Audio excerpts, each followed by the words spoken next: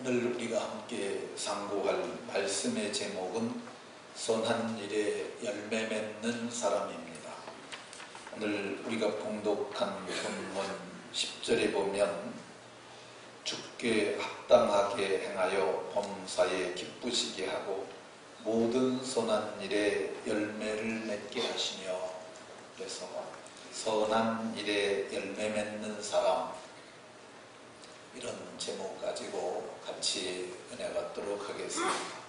한번 따라 하십시다. 선한 일에 열매 맺는 사람. 저 끝에 정춘기형제 잘 들립니까? 네. 한번 더 따라 하십시다. 선한 일에 열매 맺는 사람. 옆 사람과 서로 인사하면서 이렇게 서로에게 복을 이루어줍니다. 선한 일에 열매 맺는 사람이 되십시오. 이번엔 뒤에 있는 분과 한번 하겠습니다. 시작.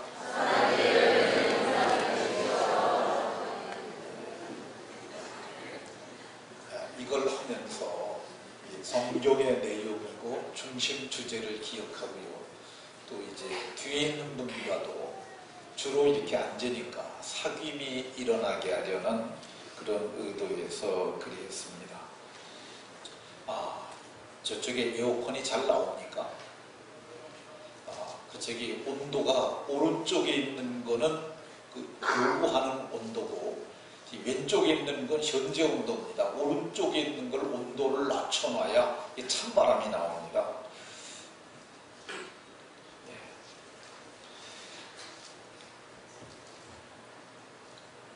한번 더 따라 하십시다. 선한 일에 열매 맺는 사람.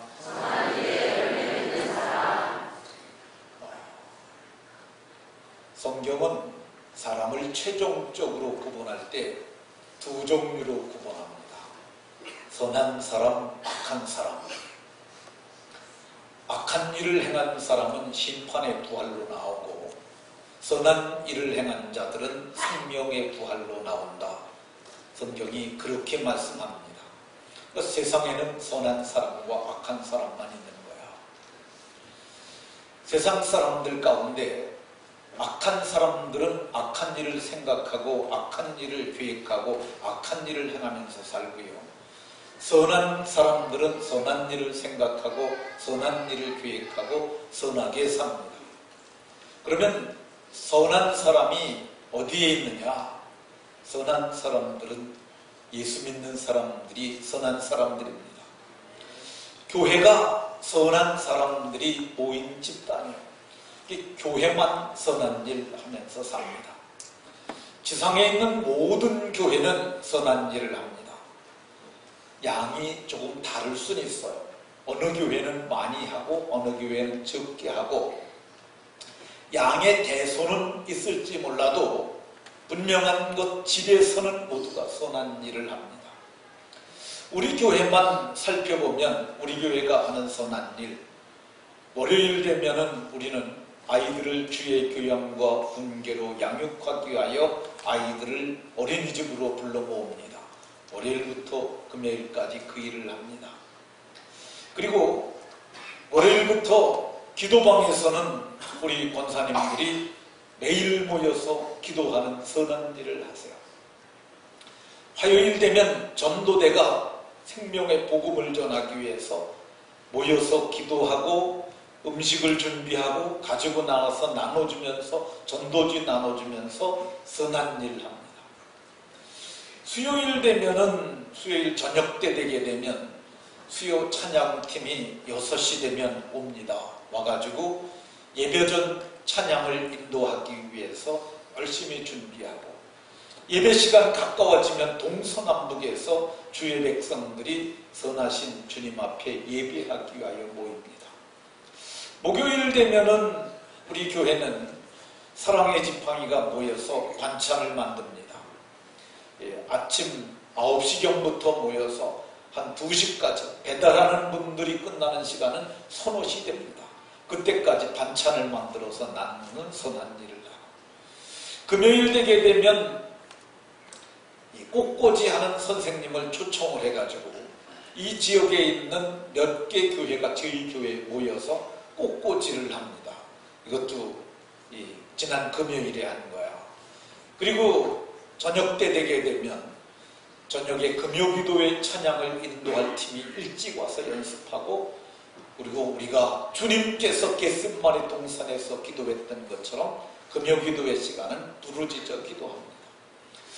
토요일 되면은 우리가 이제 주일을 준비하기 위해서 교역자, 총무교사, 교사, 그리고 다 모여서 교회에서 준비하고, 저녁 6시쯤 넘으면 찬양대가 주일날 주님을 찬양하기 위해서 와서 열심히 찬양 연습합니다. 그리고 주일이 되면 주의 백성들이 선한 일을 하기 위해서, 예배가 지고의 선이에요. 그러니까 예배하기 위해서 동서남북에서 모여서 예배합니다. 그러면 이렇게 선한 일을 하는 사람들이 어떤 자세로 해야 할까?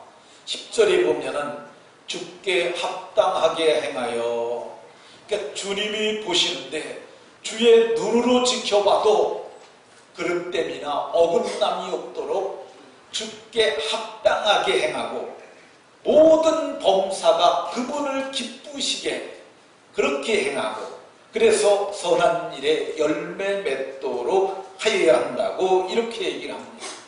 그러니까 선한 일은 주께 합당히 행하는 것이 선한 일이고, 그분을 기쁘시게 행하는 일이 선한 일이고, 그 모든 일이 결과가 열매로 나타나는 것이죠. 그러면 선한 일의 열매는 어떤 것들이 있을까? 수를 헤아릴 수 없이 많겠지만, 세례 요한이 우리에게 가르쳐주는 선한 일의 열매 몇 가지 살펴보도록 하겠습니다. 누가복음 3장에 보게 되면 세례 요한이 요단강에서 회개의 세례를 베풉니다. 그들에게 말하기를 회개하라 이 독사의 새끼들아, 여기 이번에는 자식들이라고 번역을 했어요. 근데 제가 보기에 독사의 자식이라는 것보단 독사의 새끼가 더 정확한 표현입니다. 아마 민심을 의식해서 그런 것 같은데, 정확하게 표현하면 독사의 새끼들이에요. 한 배에서 나온 뱀 새끼들을 뜻합니다. 누가 너에게 일러 장차 올 임박한 진노를 피하라고 하더냐? 그러면서 회개에 합당한 열매를 맺으라고 얘기를 해요. 회개에 합당한 열매, 이게 바로 회개에 합당한 열매가 선한 일의 열매라 할 수 있습니다. 그러면 회개에 합당한 열매는 어떤 것일까? 세례 요한은 옷이 2벌 있는 자는 1벌을 나눠주는 것이라고 얘기를 했어요. 그게 회개에 합당한 열매고 선한 일의 열매라는 것이죠. 오늘날에는 정말 옷이 참 많습니다.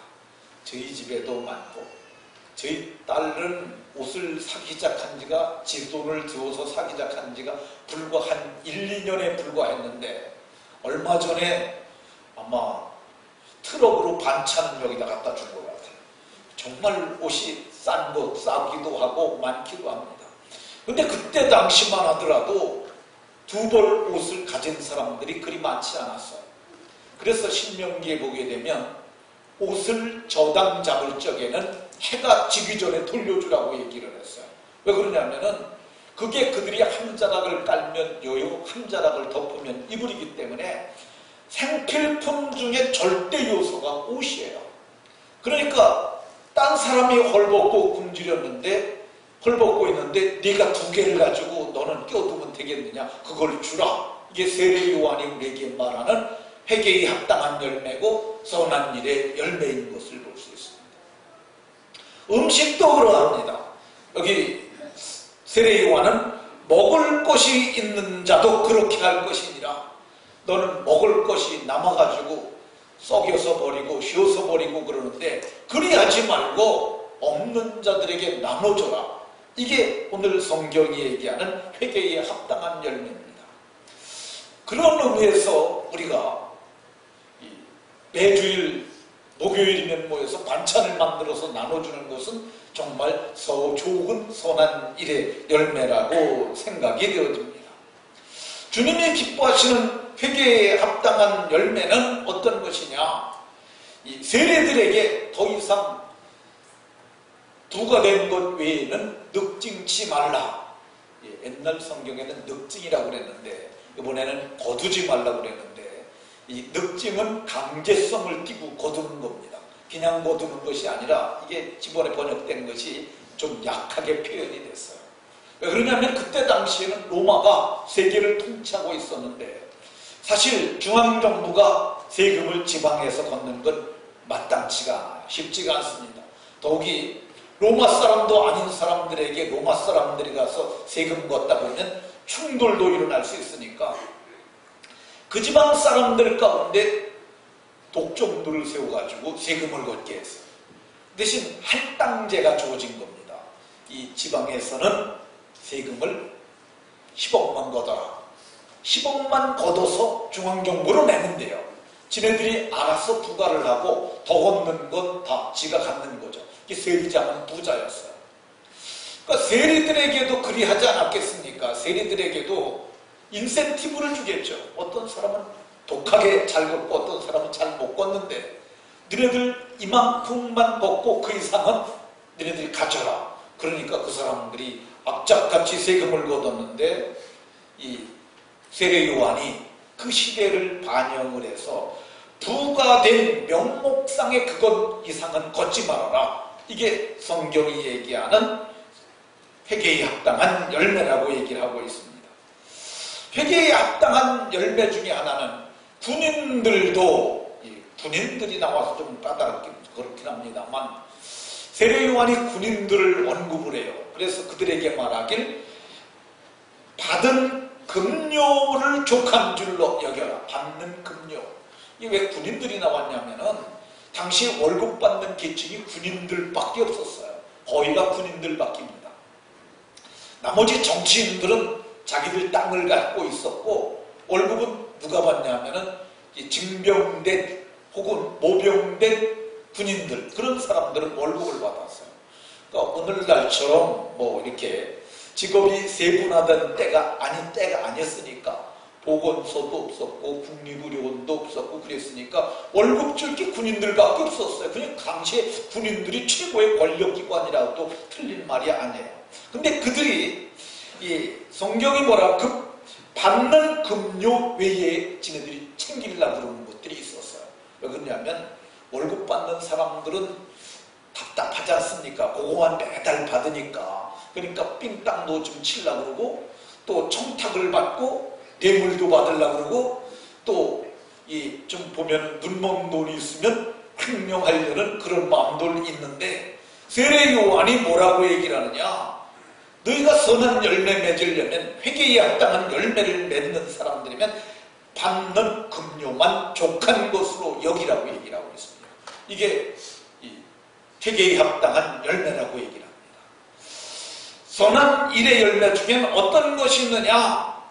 히브리서 13장에서 입술의 열매를 얘기를 해요. 이 입술의 열매가 어떤 거냐면 주님을 찬양하는 찬양을 입술의 열매라고 얘기를 하고 이게 주님이 받으실 만한 제물이라고 얘기를 해요. 찬송은 제사고 찬송이 하나님께 올려져서 바쳐질 적에는 이게 제물이 되는 거예요.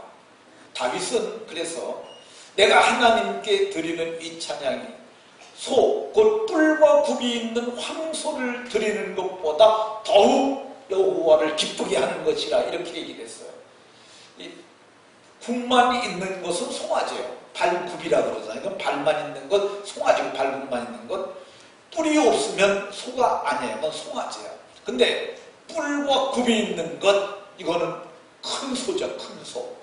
뿔과 굽이 있는 소는 3년 된 수소가 최고의 제물인데 이게 하나님을 찬양하는 것이 그렇게 하나님이 받으실 만한 제물이라고 그랬는데 이것이 성경은 열매라고 얘기를 해요. 선한 일의 열매는 어떤 것이 있느냐? 그거는 빌립보서에서 바울 사도는 의의 열매를 얘기를 해요. 의의 열매. 이 의의 열매가 선한 열매 중에 하나야. 근데 이 의의 열매라고 얘기하는 의가 믿음으로 의롭다 하심을 얻는 칭의의 의가 아니에요. 여기서 얘기하는 단어는 믿음으로 의롭다함을 받으신다는 디카이오수네라고 하는 헬라말이 쓰이기는 쓰였지만 여기서 얘기하는 의는 그런 의가 아니라 공평과 정의의 의라고 얘기를 할 수 있어요. 그러니까 예수님 믿는 사람들이 세상에서 공평하고 정의롭게 살 때 의의 열매를 거둘 수 있다는 것이죠. 근데 기독교인들은 약간 좀 불합리한 것을 이득을 취하려는 의도가 조금 들어있어요. 왜 그런 줄 아십니까? 하나님이 복 주신다는 그 복이 이게 플러스 알파가 들어있는 거기 때문에 세상의 관계 속에서도 그런 걸 취하려는 의도가 있어. 이건 옳지 않습니다. 우리는 세상에 살 적에는 공평하게 정의롭게 살아야 하는 줄로 믿으시기 바랍니다. 우리나라에 기윤실이라는 단체가 있어요. 기독교 윤리실천협회예요. 그는 손봉호 교수가, 서울대학교 교수였던 손봉호 교수가 독실한 크리스찬이고 교회 장로님인데 기독교인들이 윤리를 지키며 살아야겠다. 그래서 만든 단체예요. 근데 그들이 얘기하는 아주 모토가 되는 캐치프레이즈가 하나 있는데 세상의 길에서 하나님의 길을 걷는 사람들, 그러니까 세상의 길 위에서 하나님의 길을 걷는다고 그랬는데 이게 뭐냐면 세상 사람들하고 똑같이 길을 가는 거야. 근데 우리는 다르게 사는 거죠. 하나님의 길, 하나님의 말씀을 따라서 좁은 길을 가는 삶, 이게 바로 의의 열매를 맺는 그리스도인들의 삶이라고 할 수 있습니다. 그러니까 우리는 세상에서 우리가 잘못하잖아요. 그럼 비난과 정죄를 받습니다. 우리가 비난과 정죄를 받으면 누가 먼저 욕먹냐? 예수님이 먼저 욕을 먹어요. 저거 예수 믿는 놈이 저 모양이야. 그러니까 예수 믿는 놈, 그러니까 예수님 먼저 욕먹고 믿는 놈인 내가 나중에 욕먹는 거예요. 그러니까 우리가 잘해야 되는 거야. 이게 아슬아슬하지만은 우리가 세상의 길 위에서 하나님을 믿는 하나님의 길을 걷는 삶, 이게 흔들리지 않고 잘 건너가는 거예요. 제가 제 후배 목사들에게 이런 얘기합니다. 교회가 어린이집을 해야 한다.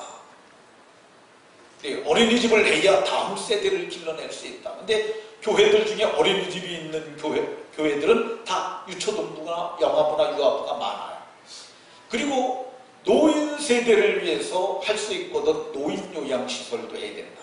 근데 제가 한 가지 그때 꼭 얘기하는 게 있는데 욕심을 부리지 말라. 거기서 돈을 자꾸 취하려고 그러지 마라. 그러게 되면 이게 부독해지고 이것 때문에 교회가 욕을 먹을 수 있으니까 그렇게 하지 말고 잘하라는 얘기를 해요. 이게 뭐냐면 잘하라는 말이 세상의 길 위에서 하나님의 길을 잘 걸으라는 그런 말입니다. 그러니까 우리가 이렇게 의의 열매를 거둬야 되는데 의의 열매를 거두려면 어떻게 해야 되느냐? 좀 매를 맞아야 합니다. 성경은 말하기를 징계를 받아야만 의와 평강의 열매를 맺는다. 이렇게 얘기를 해요. 심판은 법정에 내주는 게, 법정에 가서 내주는 게 그게 심판이고요. 징계는 엄마가 부짓게 해가지고 이리 와 그러고 종아리 때리는 게 징계예요. 하나님이 우리를 자식으로 여기기 때문에 징계가 없으면 사생아는 애비 없는 자식을 사생아라고 얘기를 해요. 근데 우리는 아들의 영이 있고 하나님의 자식인 거로 우리는 매를 맞을 수 있는 거예요. 성경은 이 채찍에 맞는 자들이 의와 평강의 열매를 맺고, 그리고 우리가 의의 열매를 맺으려면 화평으로 살아야 한다고 얘기를 합니다. 이 화평으로 심는다는 말은 모든 사람과 화평의 관계를 맺어야 의의 열매를 맺는다는 것이죠. 이 화평이라는 말은 공평이라는 말과 유사 개념을 갖고 있어요. 공평해야 의의가 있는 거지 불공평하면 화평이 깨져버리고 마는 거야. 그러니까 우리는 세상을 살 때 화평해야 열매를 맺게 되는 줄로 믿으시기 바랍니다. 선한 일에 맺는 열매 중에 하나는 성령의 열매예요. 우리가 많이 들어서 잘하는 거죠. 사랑과 희락과 화평과 오래 참음과 자비와 양성과 충성과 온유와 절제, 이것이 우리가 맺을 수 있는 정말 선한 일에 열매 맺는 열매인데, 이거를 설명하지는 않겠습니다. 모두가 좋은 열매 많이 맺으시길 예수님 이름으로 축원합니다. 그럼 누가 이 열매를 맺을 자격이 있을까? 세상 사람들 이 열매 절대 못 맺습니다. 누가 맺을 수 있냐? 성경은 말하기를 흑암의 권세에서 건져낸 사람. 흑암은 마귀가 잡고 있는, 공중의 권세 잡은 자들이 잡고 있는 그 암흑의 세력이죠. 세상은 그 속에 잡혀 있으면서도 자기네들이 어둠에 있는지를 알지 못해요. 근데 그를 거기서 끌어내가지고 그 아들 예수의 피로 속량 곧 죄사함을 받은 사람들이 이거 열매 맺을 수 있어요. 14절, 오늘 본문 14절에서 속량을 받는데, 속량은 값을 치렀다는 얘기거든요. 여러분들이 지옥에 갈 죄값을 무엇으로 칠 수 있었겠어요? 우리는 도저히 값을 낼 수가 없었어요.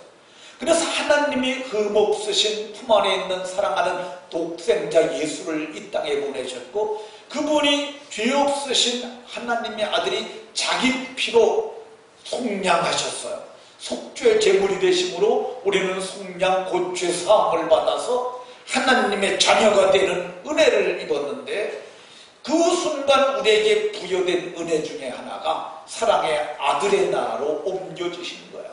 이건 정말 놀라운 겁니다. 우리는 그걸 잘 몰라요.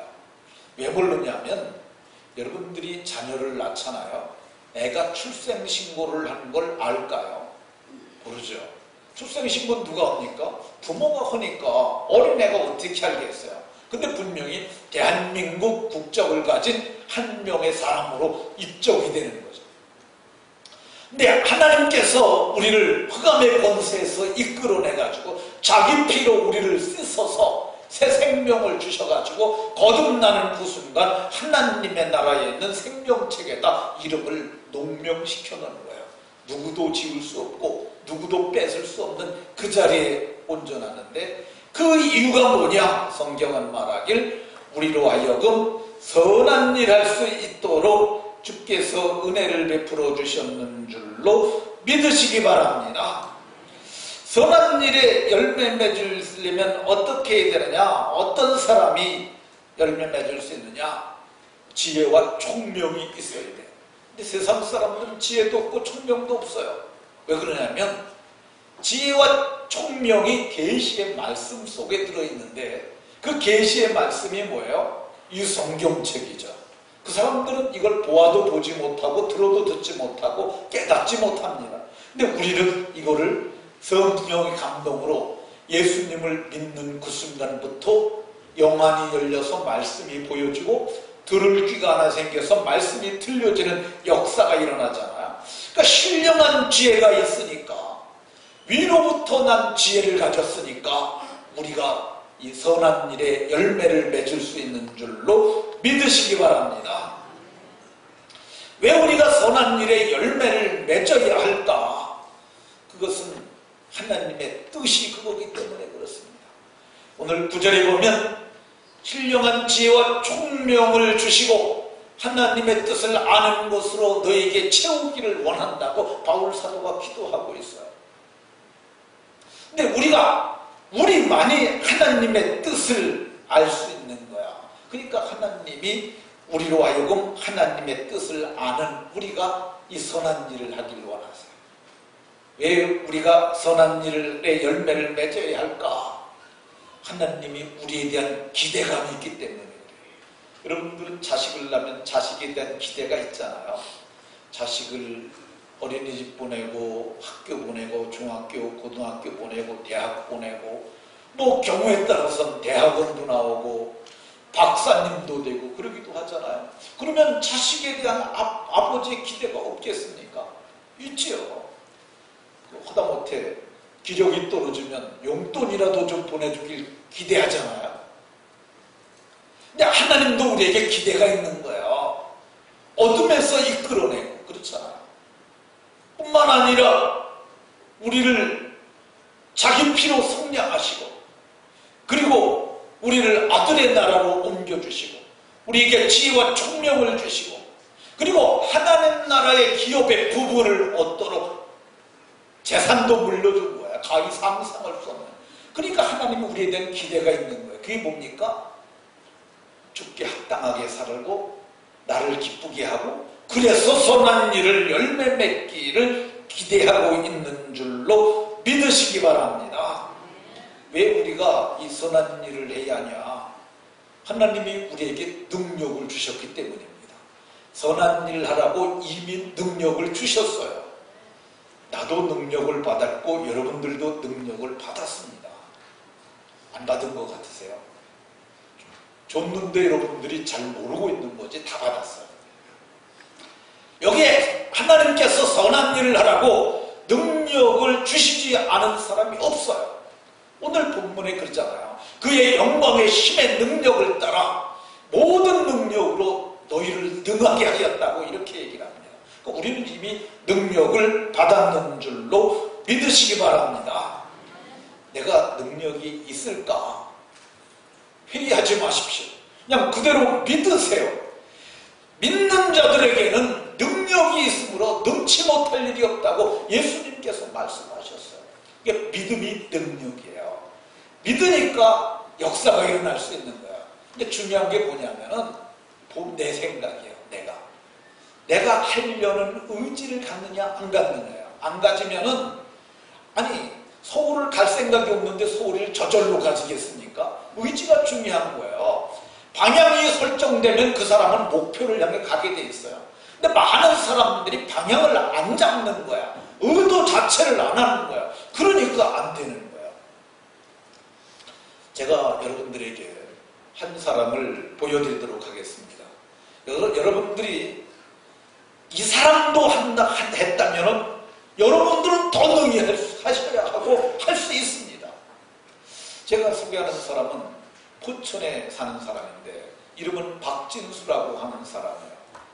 예, 이 사람을 좀 유심히 봐보십시오.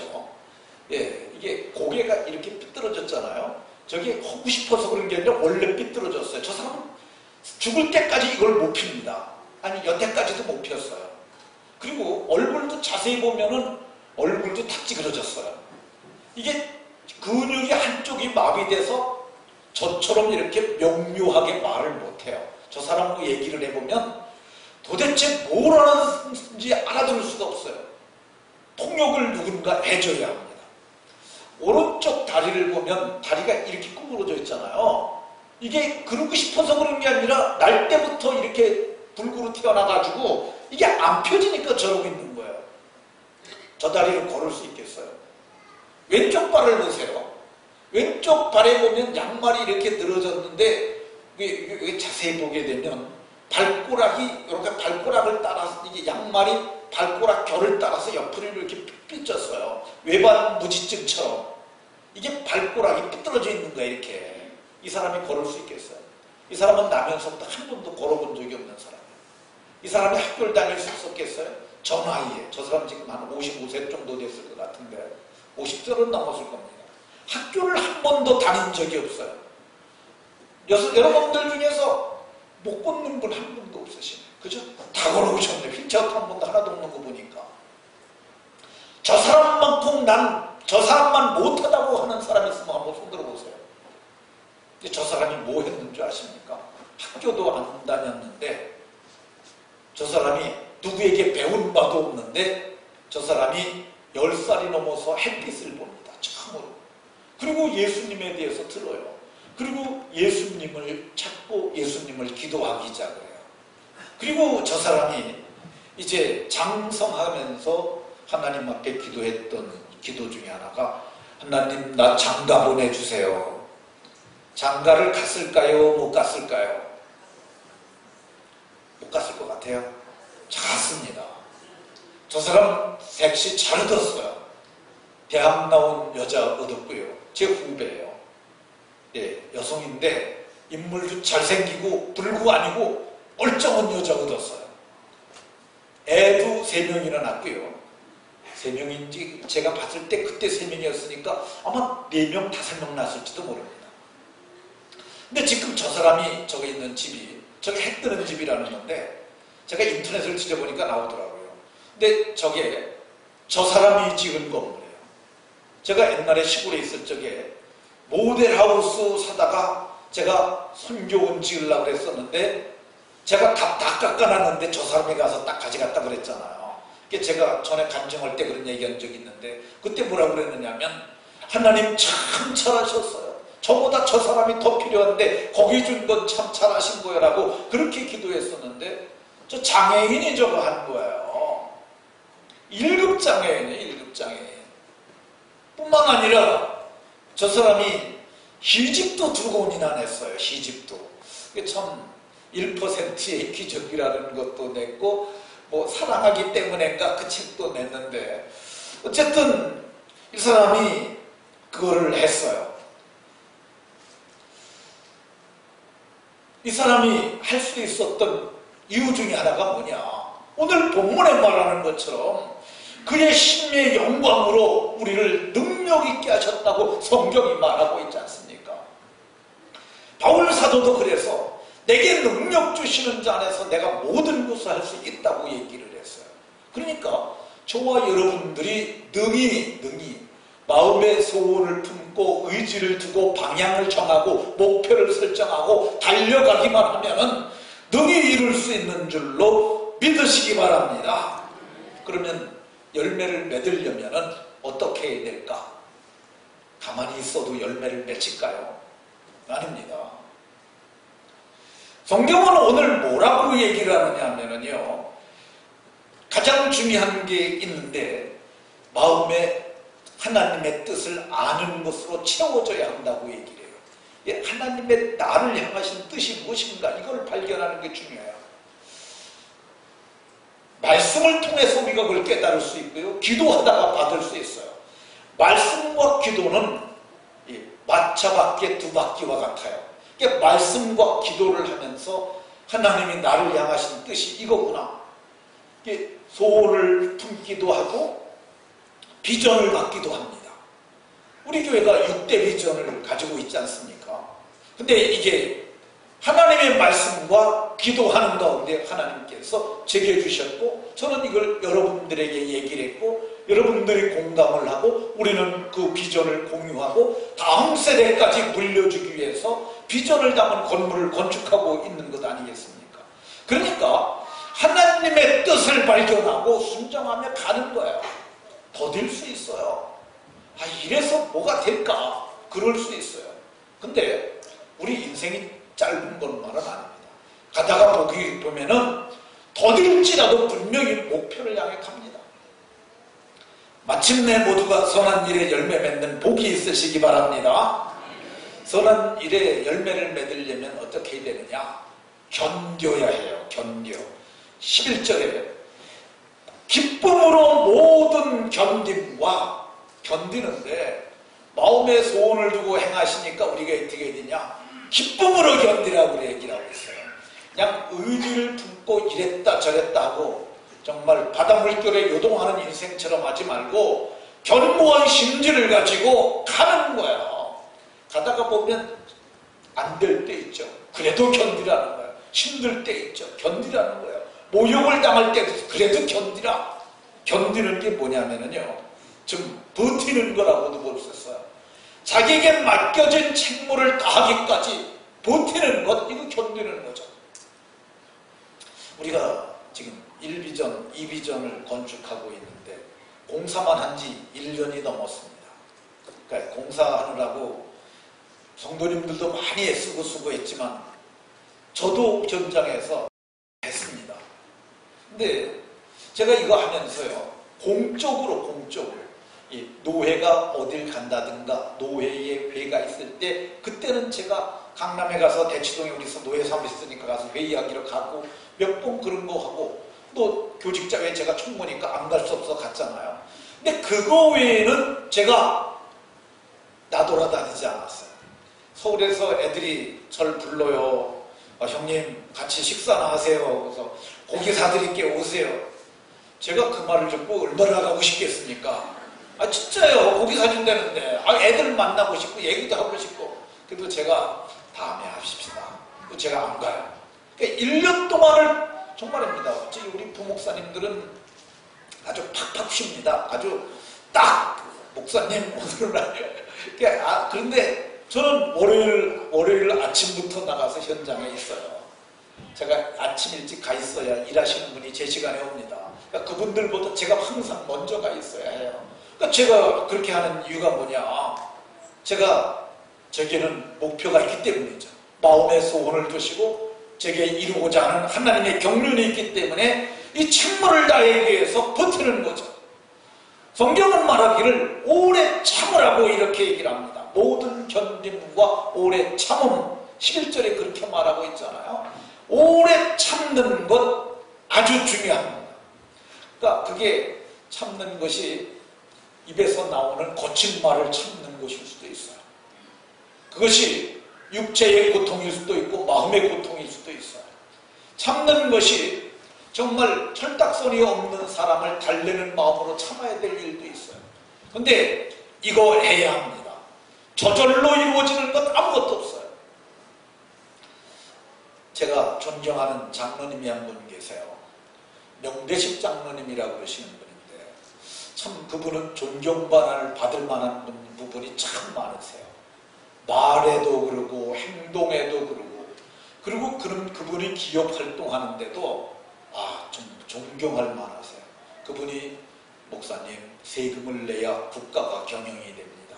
그러면서 그분 세금 참 잘 나세요.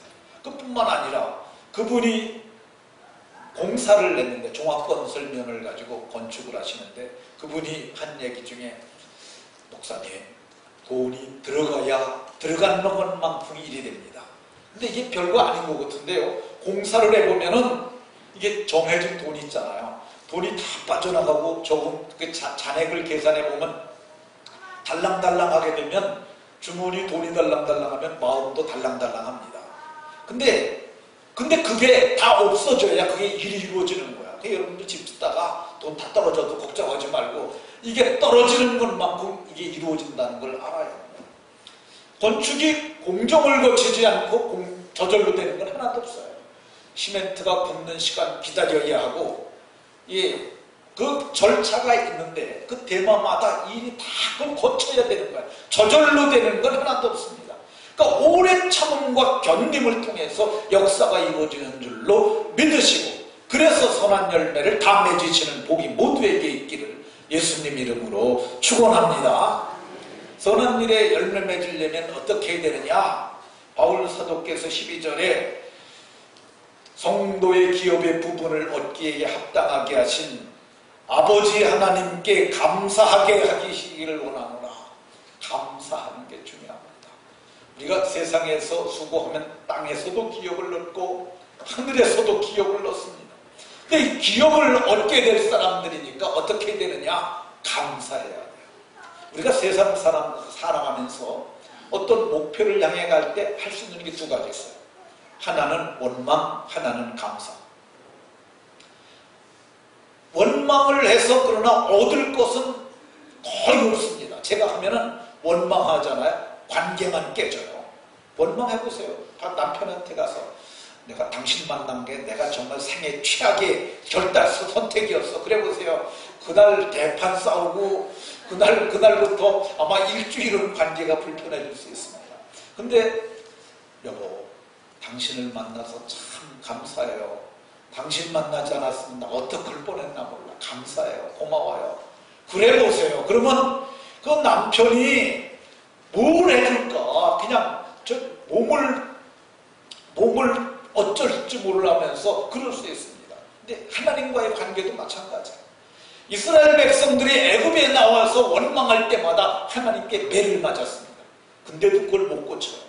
근데 그런 짐승 같은 사람이 되면 안 되고 우리는 어떻게 해야 되느냐? 무슨 일을 만나든지 감사하는 거예요. 바울 사도는 빌립보서 4장 6절에서 아무것도 염려하지 말라 그러잖아요. 왜 그러냐면 하나님이 우리 마음에 소원을 준 것을 아는 사람들이 뭘 염려하느냐. 염려하지 말고 모든 일을 기도와 간구로 한데 감사함으로 말을 하는 거야. 하나님 감사합니다. 무슨 일을 만나든지 감사하는 게 그럼 안 돼도 감사하냐? 안 돼도 감사하는 거죠. 메르스가 걸리면 어떻게 해야 되겠어요? 메르스가 아니고 메르스더라고 보니까. 메르스가 걸리면 어떻게 해야 될까? 감사해야죠. 정말입니다. 감사해요. 저처럼 걸리면 감사할 거예요. 하나님 감사합니다.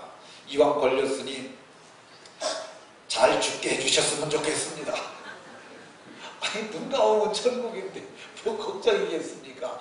근데 그러니까 일을 하다가 망가지잖아요. 망가져도 감사해야 돼요. 망가져도. 무슨 일을 만나든지 성경은 말하길 감사함으로 아뢰라. 예, 감사하면 하나님께서 역사를 이루시는데요. 어떤 일이 일어나냐면 죽여달라고 해도 하나님이 죽이지 않고 살려주시고요. 하나님께서 환경을 바꾸세요. 상황을 바꾸세요. 해보세요. 이거는 여러분들이 경험을 해본 사람들만 아는 겁니다. 이게 역설이에요. 역설. 세상에서는 이런 말을 하게 되면 설득도 안 되고 납득도 안 돼요. 근데 정말 신앙인들이 정말 감사할 수 없는 상황에 감사를 해보게 되면 첫 번째 오는 것이 뭐냐면 7절에 지각에 뛰어나신 하나님의 평강이 마음과 생각을 지켜주세요. 평강해져. 원망하면 불안해지는데 감사하면 편안해져요. 그리고 뿐만 아니라 그분께서 환경을 뒤집어서 상황을 바꿔서 다 복이 되게 하시는 줄로 믿으시기 바랍니다. 이렇게 그러면 선한 일에 열매 맺는 자들은 어떤 복을 주실까? 높은 수준에서 살고 삽니다. 하나님께서 우리에게 지혜와 총명으로 하나님의 뜻을 아는 것으로 채우게 하시잖아요. 그러니까 하나님의 말씀을 따라 사니까 수준이 높은 거예요. 세상 사람들은 지네들 생각대로 지멋대로 살잖아요. 낮은 수준에서 짐승처럼 사는 거죠. 근데 우리는 하나님의 자녀로 거룩하고 높은 수준에서 살 수가 있습니다. 뿐만 아니에요. 우리는 빛 가운데서 살아갑니다. 그리고 우리에게 하나님께서 성도의 기업의 부분을 얻게 하신다고 12절에 말씀하고 있어요. 성도의 기업을 우리에게 땅에 사는 동안 기업을 주시고 하나님 나라에서는 가히 상상할 수 없는 기업을 주시는데 여러분들 땅의 것에 그래서 마음을 두지 마세요. 땅의 것은 정말 하잘것 없습니다. 근데 하늘의 것은 좀이나 동록도 해야 하지 않는 상상할 수 없는 영광의 나라가 우리에게 예비되어 있고 또 이렇게 사는 사람은 날마다 감사하며 행복하며 삽니다. 모두가 정말 선한 일에 열매를 맺으심으로 행복한 인생들이 다 되는 복이 모두에게 있으시기를 예수님 이름으로 축원합니다.